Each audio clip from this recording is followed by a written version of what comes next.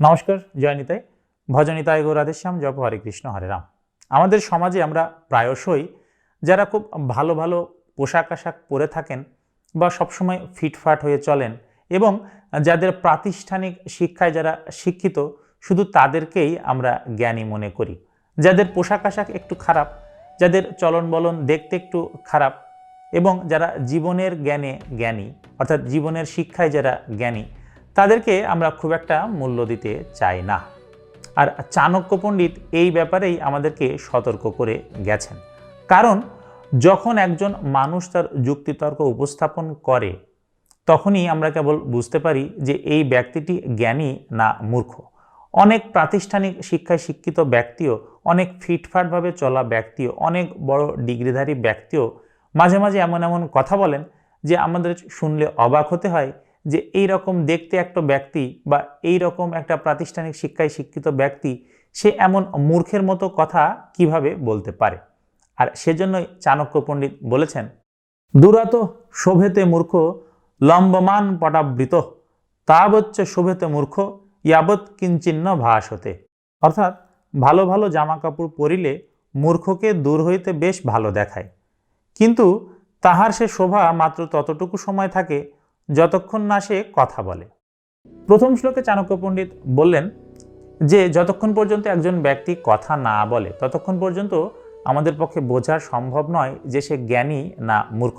অর্থাৎ কেউ যদি দেখতে ফিটফাট হয় বা কেবল প্রাতিষ্ঠানিক শিক্ষায় থাকে, তার মানেই যে সে জ্ঞানী তা নয়। যদি সে সঠিক যুক্তি উপস্থাপন না করে, যদি সে ঠিকঠাক মতো কথা বলতে না পারে, তবে সে নিশ্চয়ই মূর্খ। পণ্ডিতেষু গুণা সর্বে দোষা মূর্খেষু কে বলা তস্মনাম মূর্খ সহস্রেভ্য প্রজ্ঞা এক বিশিষ্যতে। অর্থাৎ পণ্ডিতগণের সকলই গুণ আর মূর্খগণের সকলই দোষ, সেই হেতু হাজার হাজার মূর্খ হইতে একজন বিদ্বানের মান বেশি। দ্বিতীয় শ্লোকেও সেই চাণক্য পণ্ডিত এই মূর্খ এবং জ্ঞানী ব্যক্তির মধ্যে একটি বিশাল প্রভেদের কথা বললেন। আর তা হলো, যারা প্রকৃত জ্ঞানী তারা যা করেন তাদের সেই কাজ সবসময় জ্ঞানযুক্ত হয় এবং তা সবসময় ফলপ্রসূ হয় এবং অন্যের জন্য মঙ্গলকর হয়। অন্যদিকে মূর্খ যে, সে মূর্খের অশেষ দোষ। মূর্খ যে, সে যাই করতে যাবে তা সবসময় বিঘ্ন ঘটাবে এবং তা যা করবে সেই দোষযুক্ত কাজই করবে। এর আরেকটি কারণ হতে পারে এই যে মূর্খতার সাথে সাথে তার সাথে যদি অহংকারও মিশে যায়, অর্থাৎ সেই মূর্খ ব্যক্তির মনে যদি অহংকারও জন্ম নেয়, সে যে কোনো কারণেই সংসারে খুব অবস্থান তার ভালো হতে পারে, অর্থ সম্পদ থাকতে পারে, তার ক্ষমতা থাকতে পারে, যদি তার সাথে তার অহংকারকে জড়িয়ে ফেলে তবে সে যাই করবে তাই কেবল কর্মকে পণ্ডই করবে। অর্থাৎ সে যে কাজটি করবে সেই কাজটি কেবল দোষযুক্তই হবে। আর তাই চাণক্য পণ্ডিত বললেন যে পণ্ডিতরা বা জ্ঞানীরা যে কাজ করে তা সবসময় ভালো কাজই হয়ে থাকে। অন্যদিকে মূর্খরা যে কাজ করে থাকে তা সবসময় দোষযুক্ত কাজ হয়ে থাকে।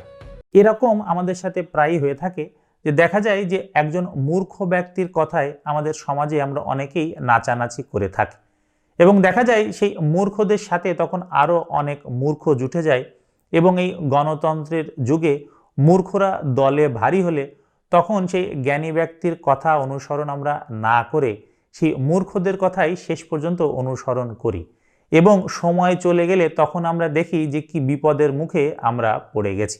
আর সেই কারণে চাণক্য পণ্ডিত বললেন যে সবসময় জ্ঞানী ব্যক্তিকেই অনুসরণ করা উচিত। কারণ মূর্খ আপাত দৃষ্টিতে ভালো মনে হলেও, সে সাময়িকভাবে তার কথার যুক্তি মনে হলেও, প্রকৃতপক্ষে একজন মূর্খ ব্যক্তি সে তার ওই মূর্খতা তার কাজের মাধ্যমেও প্রকাশ করে থাকে। আর সেই কারণে মূর্খ ব্যক্তি এবং একদল মূর্খকে অনুসরণ না করে পণ্ডিতদের কথাই অনুসরণ করা উচিত।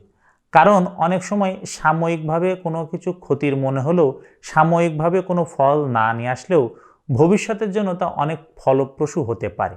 আর সেই ব্যাপারটি মূর্খরা বুঝতে পারে না, একজন জ্ঞানী ব্যক্তি তা অনায়াসেই বুঝতে পারে।